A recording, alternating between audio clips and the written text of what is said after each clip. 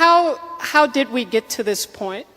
Because in some ways, there's a contradiction. When Obama is leaving office, his approval ratings are tremendously high, which makes it, in some sense difficult to understand then how Trump replaces him. It's not as if this was a president that was leaving in scandal like George W. Bush with an approval rating in the 20s, who brought the country into an illegal war, who sort of sat around while New Orleans drowned, and, who almost took the entire global economy into complete turmoil.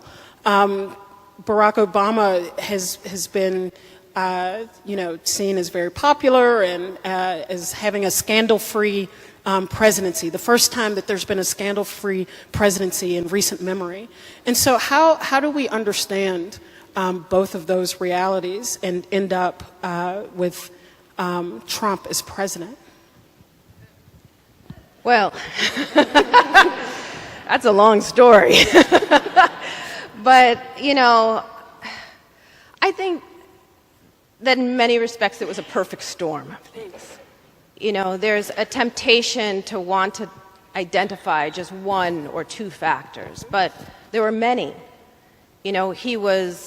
Trump was running against a candidate that was not well loved among the Democratic base for good reason. And we were also at a moment in time when an enormous amount of racial resentment had been generated by just the symbolism, the mere fact of Obama's presidency.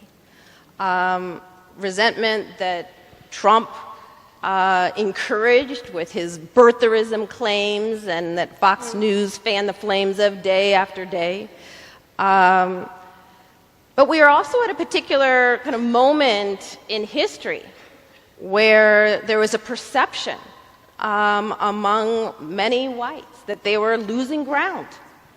And the demographic changes that were happening in the United States at the same time that there was a real sense of people losing ground economically and feeling economically insecure and fearful of their future because of globalization, global capitalism, work disappearing, technological innovation rendering, thousands of jobs unnecessary, created fear.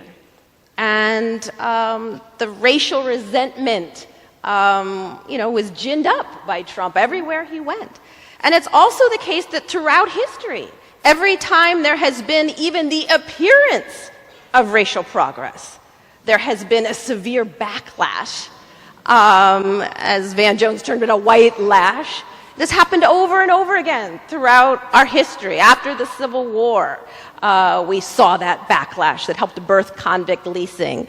After Reconstruction, we saw kind of white redemption and the backlash that undid Reconstruction. And we saw the birth of Jim Crow laws. And following the formal dismantling of the old Jim Crow by a courageous civil rights, human rights, black freedom struggle movement, we saw a backlash yet again that manifested itself as a get tough and law and order movement that helped to birth mass incarceration in the United States. And so in many respects, Trump's election was yet another backlash against the perception of racial progress. But of course, there was also the gender dynamics.